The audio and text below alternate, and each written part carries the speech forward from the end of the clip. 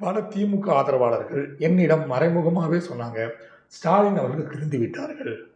திமுக முன்றபோடு கட்சி கிடையாது. இப்ப நல்லா ஆயிடுச்சு. இதை நீங்க விஜயகாந்த்கிட்ட சொல்லுங்க. கூட்டணி அமைக்க சொல்லுங்க. கண்டிப்பா நம்ம ஜெயிச்சிருவோம். திருப்பி ஜெயிலில் ஜெயிக்க கூடாது அப்படின்ட்டு திருமாவேலன் ஜூனியர் விட போய் பார்த்து இன்விடேஷன் வைக்கும் போது எங்கிட்ட சொன்னார். ஸோ அந்த வார்த்தைகளை பொறுக்க முடியாமல் தான் அவர் நாக்கை துருத்தினாரே தவிர அவராக அதெல்லாம் நாக்கா துருத்தலை. அதான் அவரே சொல்லுவார், அந்த பக்கம் காமிச்சிங்களா இந்த பக்கம் காமிச்சிங்களா, இந்த பக்கம் அவர்கள் செயல்பாடு என்ன இல்லை. நீங்கள் பார்த்தீங்கன்னா அவர் கட்சி ஆரம்பிக்கிறார், கல்யாண மண்டபத்தை பாலம் கட்டுறோம்னு சொல்லி இடித்தாங்க. திமுக ஒரு மிகப்பெரிய ஒரு சங்கடமான சூழ்நிலையை உருவாக்கினது. அதை பற்றி அவர் கவலைப்படலை. பல செய்தியாளர்கள் அதை உருவாக்கி அந்த பிம்பத்தை உருவாக்கி அந்த அரசியலிருந்து அவர் ஓய்வு பெறுவதற்கான அனைத்து வேலைகளும் செய்து இந்த செய்தித்துறையில் இருக்கக்கூடிய செய்தியாளர்கள், அதாவது அப்பொழுது ஆளுங்கட்சிக்கு ஜாராடியக்கூடிய சங்கங்கள், நாங்கள் அவருக்கு பிச்சை போடுகிறோம் அப்படின்னு சொல்லிட்டு அங்கே ஆஃபீஸ்க்கெல்லாம் அதுக்கப்புறம் வேற எங்கெல்லாம் பணம் பெற்றுக்கொண்டு ஆஃப் ஆனாங்கன்ற செய்தியெல்லாம் கூட நமக்கு நிறைய இருக்குது. இன்று அவர்கள்லாம் இரங்கல் தெரிவிக்கிறார்கள். வடிவேல் ரொம்ப கேப்டனை தவறாக பேசிட்டு இருக்க, நம்ம வடிவேலை மீம்ஸ் பண்ணி ஏதாவது ப்ரோக்ராம் பண்ணலாமான்னு கேட்டபோது அவர் சொன்ன ஒரே வார்த்தை கூடாதுன்ட்டு. அந்த வைகோ அவர்களோட தலைமை போன்ற விஷயங்கள்லாம் அது தவறான பாதைக்கு இட்டு சென்று ஒரு மிகப்பெரிய தோல்வியை கண்டது. ஆனால் விஜயகாந்த் அவர்களை மட்டும் அந்த மக்கள் நல கூட்டில் இருந்த அத்தனை பேரும் விஜயகாந்தை மட்டும் தோல்வியடை செய்து அவர்கள் அனைவரும் ஓடி போய் திமுகவோட சேர்ந்துட்டாங்க. திமுக ஜெயிச்சோன்ன.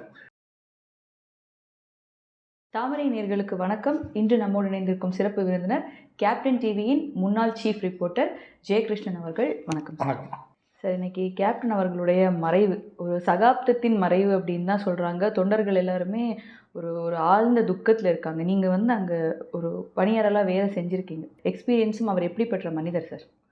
கண்டிப்பாக நம்ம விஜயகாந்தை பற்றி திரைத்துறையில் பலரும் தங்கள் கருத்துக்களை பகிர்ந்துப்பாங்க. அதே மாதிரி பார்த்தீங்கன்னா அரசியல் ரீதியாக பலரும் தங்கள் கருத்துக்களை பகிர்ந்துப்பார்கள். ஆனால் ஒரு தனி மனிதன் அப்படின்ற போதெல்லாம் கூட சில பேர் சொல்லலாம். ஆனால் செய்தித்துறை அப்படின்னு வரும்போது அவரோட நடவடிக்கை என்பது மிகவும் நாகரிகமாக இருந்ததுன்னு சொல்லலாம்.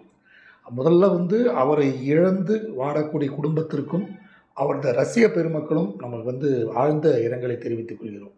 ஏன்னா அவருக்கு ரசிகர் பட்டாளம் என்பது மற்றவர்களுக்கு இருந்தது போல கிடையாது.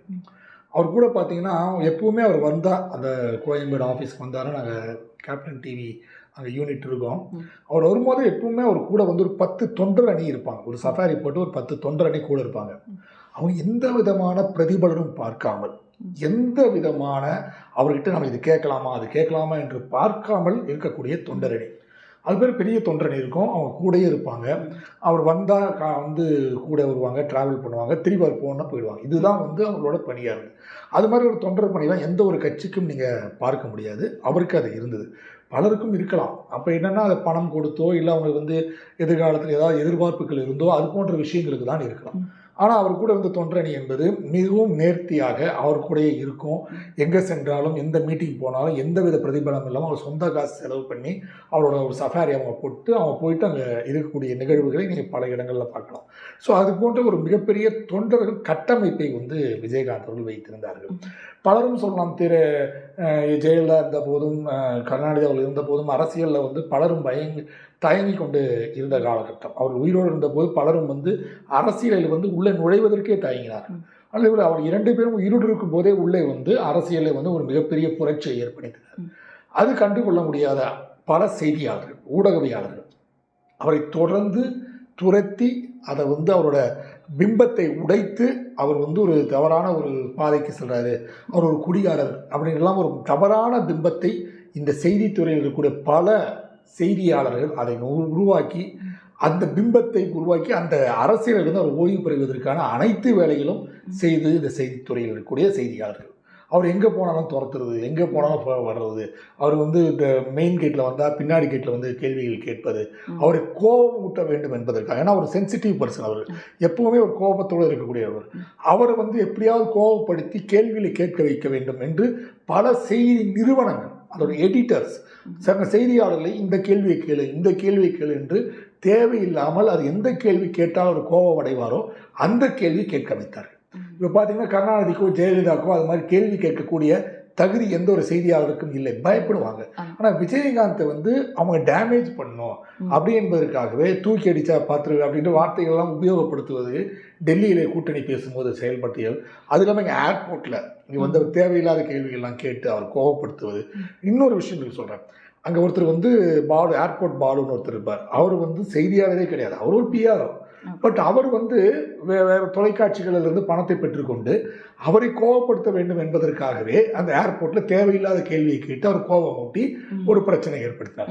ஸோ எப்படி என்ன போச்சுன்னா, யாரெல்லாம் அவரை வந்து மிஸ்லீட் பண்ணி தேவையில்லாத கேள்விகள் கேட்க வைக்க வேண்டும் என்று செயல்படுத்தினார்களோ அதெல்லாம் வந்து அரசியல் கட்சியின் கைப்பாவையாக இருந்து தொலைக்காட்சியில் எடிட்டர்ஸ் தங்கள் செய்தியாளர்களை இப்படி பண்ணி அதை வச்சு டிஆர்பி ஏற்றி செயல்படுத்தினார். அவர் பல விஷயங்கள் சொன்னார். நீங்கள் என்ன பெரிய ஜாலரா வச்சு அடிப்பீங்க, வேறு சேனல் நீங்கள் போய் தாண்டி போயிடுவீங்க, இங்கே 10,000 ரூபா கொடுத்தானா 15,000 ரூபா கொடுத்தா வேலையை விட்டு போயிடு, வேறு வேலைக்கு போயிடுவீங்க அப்படின்ற செய்தியாளர்களை பற்றிலாம் சொன்னபோது ஒரு சில சங்கங்கள், அதாவது அப்பொழுது வந்து ஆளுங்கட்சிக்கு ஜாலரா அடிக்கக்கூடிய சங்கங்கள், நாங்கள் வந்து அவருக்கு பிச்சை போடுகிறோம் அப்படின்னு சொல்லிட்டு அங்கே ஆஃபீஸ்க்கெல்லாம் வந்து அதுக்கப்புறம் வேறு எங்கெல்லாம் பணம் பெற்றுக்கொண்டு ஆஃப் ஆனாங்கன்ற செய்தியெல்லாம் கூட நமக்கு நிறைய இருக்குது. இன்று அவர்கள்லாம் வந்து இரங்கல் தெரிவிக்கிறார்கள். அவர்கள் புரிந்து கொள்ள வேண்டும், அவரால் தான் இந்த மன உளைச்சல் உடல்நிலை பாதிப்பெல்லாம் ஏற்பட்டது எல்லாமே செய்தியாளர்களால் தான். ஆனால் அவர்கள் இன்று என்னமோ நான் வந்து கேப்டனை இழந்துட்டோம் என்று ஒரு உருவாக்குதலான செய்திகளை போடுவது தான் இப்போது நிகழ்வாக இருக்கிறது. இப்போ ஒரு எதிர்கட்சி தலைவராக அவருடைய செயல்பாடு வந்து எப்படி இருந்து நீங்கள் நினைக்கிறீங்க? அதாவது நான் பல விஷயம் உங்கள்கிட்ட சொல்லணும் இல்லை, அது நிறைய இடங்களில் சொல்லுவேன் நான். அதாவது அவரை வந்து 2011, நான் 2010 அங்கே போய் இணைந்துட்டேன். 2011 தேர்தல் நடைபெறுது. தேர்தல் நடைபெறும்போது நடிகர் வடிவேலு அவர்கள் வந்து திமுகவின் ஆதரவாக பேசி கொண்டிருந்தார். பேசும்போது அப்போது அவர்களுக்குள்ளே இருந்த ஒரு சின்ன மனக்கசப்பு, விஜயகாந்த் கூட அதை மன்னித்து விட்டார். இதை வந்து ஒரு பெரிய சுரூபம் எடுத்து அதை வந்து விஜயகாந்த் நம்ம ரொம்ப டேமேஜ் பண்ணுன்றதுக்காக பல இடங்களில் வடிவேலு திமுக கருணாநிதி முன்னிலையிலேயே அவர் கேப்டனா, அவர் தள்ளாடுற கேப்டன், குடிகாரன், இது மாதிரிலாம் பல இடங்களில் பேசி கொண்டே இருந்தார். தேர்தல் நேரங்களில் வழக்கமாக வந்து அந்த சேனல் வந்து என் கட்டுப்பாட்டு கொடுத்துருவார் சுதீஷ். அதாவது என்னெல்லாம் தேர்தலில் இன்டர்வியூஸ் எடுக்கிறதோ, இல்லை யாரை நம்ம வந்து மீம்ஸ் போடுறதோ, யாரை கிண்டல் அடிக்கிறதோ, இதையெல்லாம் நம்ம செயல்படுத்தணுமோ அந்த காலகட்டத்தில் வந்து தேர்தல் காலகட்டத்தில் நான் தான் மொத்த சேனலுக்கு இன்சார்ஜாக எனக்கு தான் தருவாங்க. அப்போ தினசரி ஒரு 5 மணிக்கு ஒரு 4 மணிக்கு கேப்டன் அவர்கள் தேர்தல் பிரச்சாரம் அடுத்த கட்டத்துக்கு போவாங்கல்ல, மதியெல்லாம் தேர்தல் பிரச்சாரம் முடிஞ்சோடனே அடுத்த மாலை பிரச்சாரம் இருக்குல்ல, அப்போ போகும்போது ஒரு 4-5 மணி கேப் இருக்கும். அப்போ சுதீஷ் அவர்கள் வந்து தொலைபேசி மூலமாக என்னை தொடர்பு கொண்டு என்ன நிகழ்வு, இன்றைக்கி என்ன போட்டிங்க, இன்னும் யாரை இன்டர்வியூ பண்ணீங்க, அதெல்லாம் கேட்டுன்னு இருப்பேன். அப்போ தான் ஷோ அவர்கள்லாம் அப்போ தான் பேட்டி எடுத்த காலகட்டம். அப்போது அவர் சொல்லும்போது நான் சொல்லேன், இது பண்ணியிருக்கேன் இது பண்ணிட்டு நம்ம சொல்லேன், எங்க இந்த வடிவேல் வந்து ரொம்ப கேப்டனை வந்து தவறாக பேசிகிட்டு இருக்கேன், நம்ம வடிவேலை மீம்ஸ் பண்ணி ஏதாவது ப்ரோக்ராம் பண்ணலாமான்னு கேட்டபோது அவர் சொன்ன ஒரே வார்த்தை கூடாதுன்ட்டு. கண்டிப்பாக கூடாது, அதை நீ பண்ணவே பண்ணாத, அவர் தான் தரம் தாழ்ந்து போனார் என்றால் நம்மளும் தரம் தாழ்ந்து போய்விடக்கூடாது அப்படின்னு சொல்லி நான் கடைசி வரை கேப்டன் டியில் வடிவேலை பற்றி எந்த ஒரு வார்த்தையும் நாங்கள் வந்து ஒரு தவறாகவோ இல்லை அந்த நபரை பற்றியோ பேசவே இல்லை. இந்த அப்படி ஒரு நாகரிகத்தை அவர் மெயின்டைன் பண்ணார். இன்னொன்று வந்து வைர விழான்னு நினைக்கிறேன், சட்டசபையோட வைர விழா நடைபெறுது. எல்லா பத்திரிகையாளரும் கூப்பிட்டுருந்தாங்க. அப்போ ஜனாதிபதி வந்திருந்தார். அந்த நிகழ்வு நடைபெறுது. மாலை ஒரு 6-7 மணிக்கு நடைபெறுது. அப்போ பாமகவுக்கும் தேமுதிகவுக்கும் உரசல்லையே இருக்கும். எப்போவுமே பார்த்தீங்கன்னா எப்பவுமே உரசல் இருக்கும் பாமகவும் தேமுதிகவுக்கும். ஏன்னா அந்த நடிகர் என்ற முறையில் வந்து அவங்க ஏற்றுக்கொள்ள மாட்டார் பாமக. அப்போ காடுவெட்டி குரு அங்கே பாமக சார்பாக இருந்தார். அப்போது இந்த நிகழ்ச்சி முடிஞ்சோன்னே காடுவெட்டி குரு அப்படி எதாச்சும் நடந்து போயிட்டார். ஆனால் விஜயகாந்த் அவர்கள் நேராக போய் அவரை பார்த்து அவர்கிட்ட விசாரித்து நலம் விசாரித்து சென்றார். அந்த காட்சியை நான் நேராக பார்த்தேன். ஏன்னா பாமக வந்து கூட ஒரு நல்ல நட்பில் இல்லாத காலகட்டத்தில் இவர் அதை வந்து பொருட்படுத்தாமல் நேராக காடுவெட்டி குருவை பார்த்து நீங்கள் நலமாக இருக்கீங்களா, நல்லா இருக்கீங்களா, உடல் நல்ல எப்படி இருக்குது அப்படின்னு ஒரு அரசியல் நாகரிகத்தை மெயின்டைன் பண்ணார்.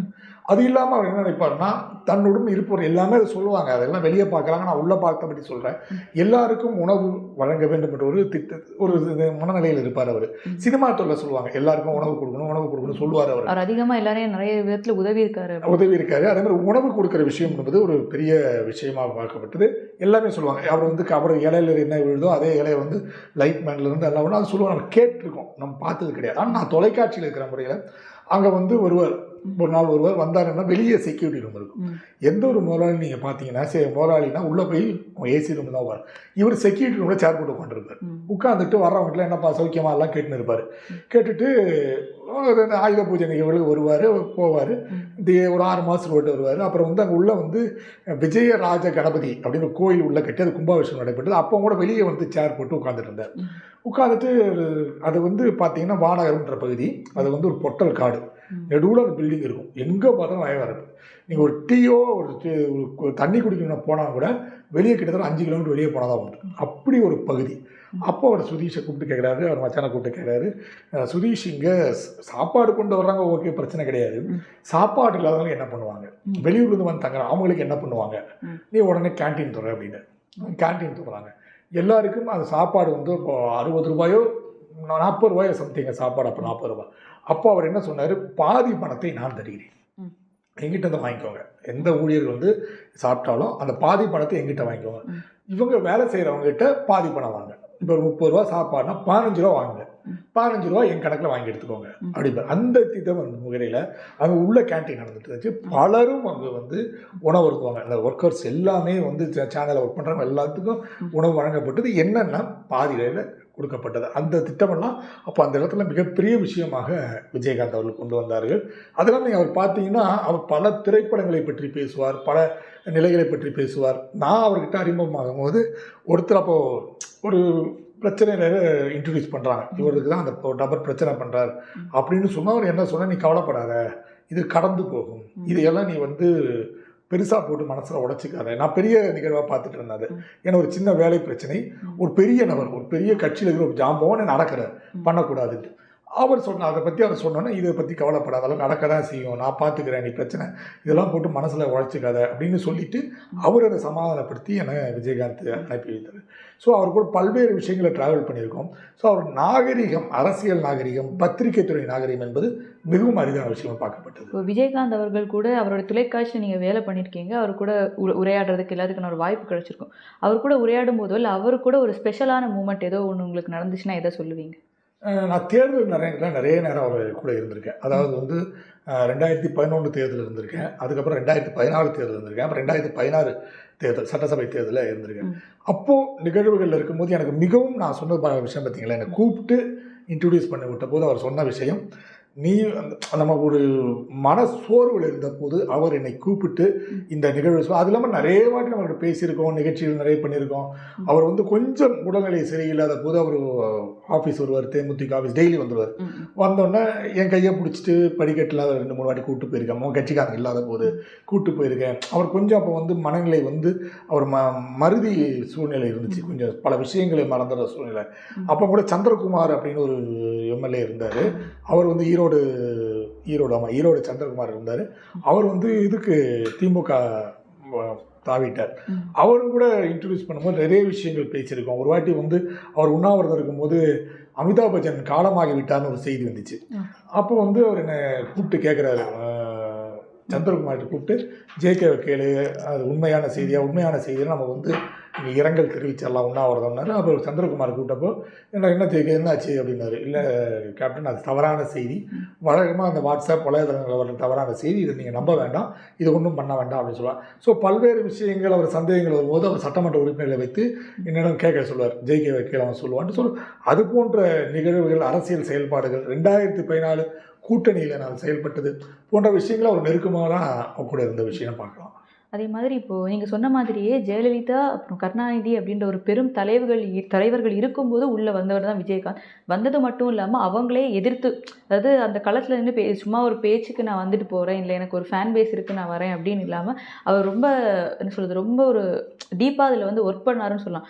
ஸோ ஒரு அரசியல் தலைவராக அவரை பற்றி உங்களுடைய பார்வை என்ன? இல்லை, நீங்கள் பார்த்தீங்கன்னா அவர் கட்சி ஆரம்பிக்கிறார், கல்யாண மண்டபத்தை பாலம் கட்டுறோன்னு சொல்லி இடித்தாங்க. திமுக ஒரு மிகப்பெரிய ஒரு சங்கடமான சூழ்நிலையை உருவாக்கினது. அதை பற்றி அவர் கவலைப்படலை. பட் அதை கட்சி ஆஃபீஸாக மாற்றிட்டார். அதை கல்யாண மண்டபத்தையே கட்சி ஆஃபீஸாக மாற்றினார். திமுக தொடர்ந்து அது போன்ற இடையூறு கிடையாது. ஆனால் இன்னும் உங்களுக்கு சொல்கிறேன், திமுக தொடர்ந்து அவருடன் கூட்டணி அமைப்பதற்காக பல்வேறு வகையில் முயற்சி செய்யுது. ஒரு வகையில் எங்கிட்டையும் பேச்சுவார்த்தை நடத்திருக்கேன். ஏன்னா நான் தலைமைச் செய்தியாளர் முறையில் இப்போது கலைஞர் டிவியில் இருக்கிற திருமாவேலன் அவர் வந்து ஜூனியர் விடனோட ஆசிரியராக இருந்தார்.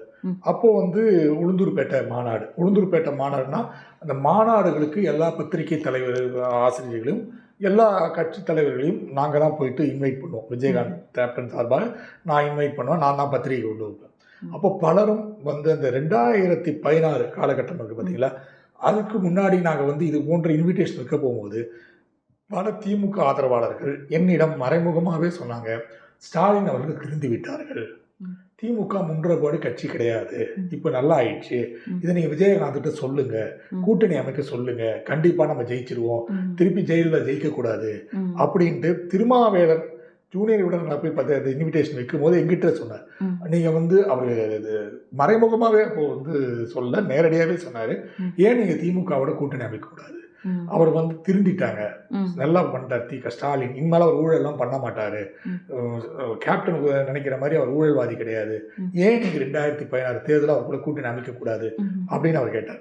அதுக்கப்புறம் அவங்களோட சன் டிவி குங்குமம் ஹெட் இருக்கார், அவரும் நான் போய் பார்க்குறேன், அவரும் அப்போ என்கிட்ட சொல்கிறாரு, நீங்கள் வந்து ஏன் விஜயகாந்த் வந்து இப்படி வந்து இது பண்ணுறாரு, இப்போ ஸ்டாலின் திருந்திட்டாரு, இப்போ நீங்கள் அவர் கூட கூட்டணி அமைக்கலாம் இல்லையா அப்படின்னு அவர் சொல்கிறார். ஸோ பல்வேறு தரப்பினர், அப்புறம் ஒரு ரயில்வே சங்க தலைவர் அவர் என்ன தொடர்பு கொண்டு ஸ்டாலின் திருந்திட்டாருங்க, இனிமேலாம் ஊழல்லாம் பண்ண மாட்டாங்க அவங்க, அவர் வந்து கேப்டனை பயப்பட வேண்டாம்னு சொல்லுங்கள் அப்படின்ட்டு பலதர தரப்பினரும் திமுகவுடன் அவர் கூட்டணி வைக்க வேண்டும் என்று மறைமுகமாக பேச்சுவார்த்தை நடத்தி எனக்கு எல்லாமே தெரியும். இப்போ தயாநிதி மாறன் அவர்கள் பல இடங்களில் அவர் தொடர்பு கொண்டு எப்படி கூட்டணி அமைக்க வேண்டும் என்றெல்லாம் சொன்னார். பட் விஜயகாந்த் அவர்கள் முடியவே முடியாதுன்றார். அதெல்லாம் கிடையவே கிடையாது, நான் வந்து கூட்டணி வைக்க மாட்டேன், மக்கள் நல கூட்டணி என்று அமைக்கப்பட்டது. இந்த மக்கள் நல கூட்டணியில் வந்து சில தவறான போக்குன்னு சொல்லலாம், செயல்பாடுகள் சரியா இல்லாமல் போனால அந்த மக்கள் நல கூட்டணி ஒரு மிகப்பெரிய தோல்வியை தழுவியது. அந்த வைகோ அவர்களோட தலைமை போன்ற விஷயங்கள்லாம் அது தவறான பாதைக்கு இட்டு சென்று ஒரு மிகப்பெரிய தோல்வியை கண்டது. ஆனால் விஜயகாந்த் அவர்களை மட்டும் அந்த மக்கள் நல கூட்டணியில் இருந்த அனைத்தனை பேரும் விஜயகாந்தை மட்டும் தோல்வியடை செய்து அவர்கள் அனைவரும் ஓடி போய் திமுகவோட சேர்ந்துட்டாங்க, திமுக ஜெயிச்சோன்ன. ஸோ அவரை சுற்றி இந்த அரசியல் சூழ்ச்சிகள் என்பது நிறைந்து இருந்தது. அது அவரால் சமாளிக்க முடியாமல் தான் போனதுன்னு சொல்லலாம். நம்ம இப்போது எம்ஜிஆர் அவர்களுக்கு வந்து திரைத்துறையில் இருந்ததை விட ஒரு அரசியல்வாதியாக அவர் மாறும்போது இருந்த ஒரு சப்போர்ட்ன்றது மக்கள் சப்போர்ட் இருந்தது. ஏன்னா இப்போ நிறைய பேர் அரசியலுக்கு வரும்போது சினிமா நடிகர்னா எதுக்கு வராங்க அப்படின்ற கேட்கறதுல எம்ஜிஆருக்கு வந்து சினிமாவை தாண்டி பொலிட்டிக்ஸில் வந்து ஒரு சப்போர்ட் இருந்தது. அதே மாதிரி ரஜினிகாந்த் அவர்களுக்கு என்ன நிறைய பேர் சொன்னாங்க, நான் இது வரைக்கும் ஓட்டு போடல, எங்கள் தலைவர் வந்தால் தான் நான் ஓட்டு போடுறேன். அதே மாதிரி விஜயகாந்துக்கு அவர்களுக்கு இருந்தது. ஆனால் விஜயகாந்த் அவர்களால் அந்த இடத்துல வந்து எம்ஜிஆர் அவர்கள் போல் அந்த இடத்துல வந்து உட்கார முடியல. ஸோ அந்த ஒரு விஷயம் வந்து தொண்டர்களுக்காக இருக்கட்டும் இல்லை உங்களை போன்றவர்களுக்கு எந்த ஒரு விதத்தில் வந்து ஏமாற்றமாக இருக்குது? இல்லை, இன்னொரு விஷயம் பார்த்தீங்கன்னா, எங்களுக்கு என்பதை விட அவர் அந்த இடத்துல இருந்தாலும் இன்னும் தொலைக்காட்சி வந்து பெரிய இடத்துக்கு சென்று இருக்கும். இப்போ தொலைக்காட்சி வந்து இல்லை, செயல்படவில்லை, முடங்கிவிட்டது, மொத்தமாகவே முடங்கிவிட்டது. ஸோ எங்களை போன்றவர்களுக்கு அடுத்த கட்டத்துக்கு எங்களால் செல்ல முடியவில்லை. இரண்டாவது பட்சம் என்னென்னா, அவர் தொண்டர்கள் பலரும் தங்கள் நகை, வீடு, பணம் விற்று தான் தேர்தல் போட்டியிட்டார்கள். அவங்க எல்லாமே வந்து பலரும் மன சோர்வடைந்து, பணம் இவ்வளவு செலவாகுது, நம்ம இப்படி தொடர்ந்து இருந்துட்டு இருக்கோமே அப்படின்னு சொல்லிட்டு பலரும் மன சோர்வடைந்து கட்சி விட்டு போனார்கள். ஆனால் இன்னுமே பல பேர் சொல்வது என்ன, நீங்கள் வந்து அந்த காலத்தில் 2014 அவங்க வந்து ஜெயலலிதாவுடன் வந்து 2011 வந்து ஜெயலலிதாவுடன் வந்து அவர் கூடயே இணைந்து செயலாற்றி இருந்தால் கண்டிப்பாக விஜயகாந்த் வந்து ஒரு லெவலுக்கு வந்திருக்காரு. முடியாது, அது பலருக்குமே புரியல. ஏனென்றால் ஜெயலலிதா ஒதுக்க ஆரம்பித்து விட்டார், விஜயகாந்த் ஒதுக்க ஆரம்பித்து விட்டார். உள்ளாட்சி தேர்தல் நடக்கும்போது அவர் ஒரு கவுன்சில் சீட்டு கூட ஒதுக்க முடியாது, சட்டமன்றத்தில் கூட அவர் அதை பற்றி பேசணும். ஆமாம், அதுக்கப்புறம் தான் விஜயகாந்த் பேச ஆரம்பித்தார். அந்த பக்கம் பேசுறது பார்த்தீங்கன்னா, இந்த பக்கம் யாருன்னா நான் சட்டசபையில் இந்த காலகட்டம், அப்போ அங்கே இருக்கக்கூடியவர்கள் எல்லாம் வந்து இந்த அமைச்சர்கள் எத்தனை ஆபாசமான வார்த்தைகளே விஜயகாந்த் அவரை திட்டினார்கள் என்பது நான் பார்த்தேன். நான் ஸோ அந்த வார்த்தைகளை பொறுக்க முடியாமல் தான் அவர் நாக்கை துருத்தினாரே தவிர அவராக அதெல்லாம் நாக்கை துருத்தலை. அதான் அவரே சொல்லுவார், அந்த பக்கம் காமிச்சிங்களா, இந்த பக்கம் காமிச்சிங்களா, இந்த பக்கம் அவர்கள் செயல்பாடு என்ன, அவ்வளோ ஆபாசமாக அவர் குடும்பத்தை பற்றியும் அவர்கள் குழந்தை குட்டிகளை பற்றி அவ்வளோ ஆபாசமாக வார்த்தைகளை உபயோகப்படுத்தினார்கள் அண்ணா திராவிட முன்னேற்ற கழக அமைச்சர். அதால் தான் கோவப்பட்டார். அது இல்லாமல் அந்த அம்மா அவர்கள் ஜெயலலிதா அவர்கள் ஜெயித்த உடனே இவர் தேவையில்லை என்று முடிவு செய்து விட்டார்கள். ஆனால் இவர் வந்து எந்த ஒரு விஷயத்துக்கும் கலந்தாலோசிக்காம, எந்த ஒரு விஷயத்துக்கும் தராம, அதாவது கமிட்டி போடுறதுலையோ எதுவுமே கலந்து ஆலோசிக்காமல் ஜெயித்த உடனேவே அவங்க தம்ம மமதையை யூஸ் பண்ண ஆரம்பிச்சிட்டாங்க. ஜெயலலிதா மதிக்கவே இல்லை அவங்க. அது மாதிரி உள்ளாட்சி தேர்தல் போன்ற விஷயங்கள்ல வந்து மாநகராட்சி மேயர் கேட்டாங்க, ஒரு மேயராவது கொடுங்க, தரவே முடியாதுட்டாங்க. அதே மாதிரி கவுன்சிலர் எதுவுமே தெரியல. அந்த அம்மா புறக்கணித்து தான் விஜயகாந்த் வெளியே வந்தாரே தவிர விஜயகாந்த் தான் வெளியே வரவே இல்லை. இது ஒரு பெரிய தவறான கருத்து. வெளியே உழவுதுன்னா விஜயகாந்த் வந்து அந்த அம்மா கூட இருந்து டிராவல் பண்ணியிருந்தாங்கன்னா ஜெயிச்சிருக்க முடியும். இல்லை, அந்த அம்மா அதை விரும்பவில்லை. தான் மட்டுமே இருக்க வேண்டும் என்று விரும்பினார்கள், மற்றவர்கள் யாரும் இருக்கக்கூடாது என்று விரும்பினார்கள். அந்த சூழ்நிலையில் தான் இந்த விஜயகாந்த் என்பவர் அந்த கூட்டணியை விட்டு வெளியே வர வேண்டும். அவரே ஆரம்ப காலத்தில் சொன்னார், ஜெயிச்சோன்னே ஏதாவது குறை இருக்காருன்னா அப்போ சொன்னார், காமராஜரே சொல்லியிருக்காரு, எந்த ஆட்சி வந்தாலும் 6 மாதம் அந்த ஆட்சியை நம்ம கவனிக்க வேண்டும், 40 பிறகுதான் வந்து குறை சொல்ல வேண்டும்னு. அது மாதிரி 6 மாதம் வெயிட் பண்ணி தான் குறை சொல்ல வேண்டாரு. 6 மாதத்துக்கு அப்புறம் அவர்கள் ஒதுக்கி விட்டார்கள். அதுக்கப்புறம் தான் ஒதுங்கினார்கள். என்னோட இறுதி கேள்வி என்ன அப்படின்னா, விஜயகாந்த் அப்படின்ற ஒருத்தரை தொண்டர்களும் ரசிகர்களும் எல்லாமே எப்படி பார்த்தாங்கன்னா, அடுத்தவர்கள் செய்கிற தவறு எல்லாமே ஒரு சூப்பரான ஒரு பதிலடி கொடுத்து, ஒரு மாசான ஸ்பீச் கொடுத்து, ஒரு ஹீரோ லெவலில் வந்து அவங்க வச்சுருந்தாங்க. ஆனால் பிற்காலத்தில் அவருக்கு வந்து உடல்நிலை சரியில்லாமா அப்படிலாம் அவர் ஒரு மேடையில் வந்து அழுவார்.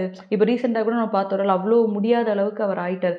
ஸோ அதெல்லாம் பார்க்கும்போது அது ஒரு சோகத்தை எல்லாருக்கும் உள்ளேயும் ஏற்படுத்துச்சு. அது வந்து உங்கள் உள்ள வந்து அது எந்த ஒரு தாக்கத்தை ஏற்படுத்துச்சு? இல்லை, கண்டிப்பாங்க. அதாவது நான் சொல்கிறேன், கூடயே 7 ஆண்டு காலம் நம்ம செய்தியாளர்ன்ற முறையிலே நம்மளோட பழகியிருக்கோம். அவர் மரியாதை குறைவாக ஒரு வார்த்தையும் கூட பேச மாட்டார். வாங்க போங்க சார், என்ன சார் டிவிலேருந்து வந்திருக்காங்க, டெலிவிஷன்லேருந்து வந்திருக்காங்க பார், டிவி கூட டெலிவிஷன்லேருந்து வந்திருக்காங்களா அப்படிம்பார். ஸோ அவங்களுக்கெல்லாம் பார்த்து கவனிங்க பார். வீட்டுக்கு போனால் அவர் உணவு பரிமாறி அவரே கூட இருந்து எல்லாம் செய்கிறார். ஸோ அவர் வந்து கூட ஒரு உடன்புறவா அண்ணன் போல தான் இருப்பார். எங்களுக்கே இப்படி என்றால் அவர் ஆரம்ப காலத்திலிருந்து கட்சி தொண்டர்களாகவே அவர் ட்ராவல் பண்ணவங்களுக்கெல்லாம் ஒரு மிகப்பெரிய இழப்பு. ஏன்னா நீங்கள் பார்த்தீங்கன்னா கேப்டன் டிவி தான் ஃபஸ்ட்டு 365 நாட்களும் செயல்படக்கூடிய 234 தொகுதிக்கும் ரிப்போர்ட்டர் போட்டது ஒரே டிவி வந்து கேப்டன் டிவி மட்டும் தான். 234 தொகுதிகளுக்கும் ஒவ்வொரு சட்டசபை தொகுதிக்கும் ஒரு ரிப்போர்ட்டர் அப்படின்னு போட்டாங்க. அதுக்கு முன்னாடி அதில் யாருமே போடல, எல்லாம் மாவட்ட செய்தியாக தான் போடுவாங்க. 234 தொகுதிக்கும் செய்தியாக போட்டாங்க. அதில் என்ன பெரிய விஷயம் என்றால், இது பாதி பேர் கேப்டன் அவர்களின் உதவியால் ஸ்கூலுக்கு போய் படித்தவங்க, காலேஜ் படித்தவங்க, உதவி பெற்றவங்க. அதனால் பாதி பேர் என்ன பண்ணிட்டாங்க, எங்களுக்கு சம்பளம் கூட வேண்டாம், எங்களுக்கு கேப்டனுக்காக நான் வேலை செய்யணும். இப்போ கூட நான் நிறைய மாவட்டங்களுக்கெல்லாம் நிறைய வாட்டி சுற்றுப்பயணம் போவேன். அவர் சொல்லி நிறைய இடத்துல சுற்றுப்பயணம் போகும்போது நிறைய பேர் சொல்லுவாங்க, எங்களுக்கு கேப்டன் வந்து சோறு போட்டாருங்க, கேப்டன் தான் எங்களுக்கு எஜுகேஷன் கொடுத்தாரு, கேப்டன் தான் எங்களுக்கு படிக்க வச்சாரு. ஸோ அந்த நன்றி கடனுக்காக தாங்க நான் கேப்டன் ரிப்போர்ட்டராக எவ்வளவுதான் குறைவான சம்பளமாக இருந்தாலும், இல்லை சம்பளமே தள்ளனாலும் பரவாயில்ல, அவருக்காக நாங்கள் வேலை செய்கிறோம் அப்படின்னு சொன்ன எண்ணற்ற தொண்டர்கள் மட்டுமல்லாமல் அவரோட ரசிகர்கள், அவரோட உடன் உழைத்தவர்கள் நிறைய பேர் இருக்காங்க. அது வைத்து தான் அந்த கட்டமைப்பு கேப்டன் டிவி வந்து மாபெரும் கட்டமைப்பு உருவானது. அவர் கொஞ்சம் கொஞ்சமாக உடல்நிலை சரியில்லாமல் 2016க்கு அப்புறம் கொஞ்சம் கொஞ்சமாக சோர்வு அடைய அந்த தொலைக்காட்சியின் நிலையம் சோர்வடைய ஆரம்பித்து அதுவும் வந்து மரணத்தை எட்டிவிட்டது. ஸோ எல்லாருக்குமே அவர் ஒரு நல்ல மனிதனாக இருந்திருக்கிறார். நம்ம சினிமா துறைன்னு சொல்லலாம், வெளியே சொல்லலாம். பட் நான் செய்தித்துறையிலிருந்து சொல்கிறேன், அவர் பழைய 7 ஆண்டு காலம் நல்ல மனிதராகவே இருந்திருக்கிறான்னு சொல்லலாம்.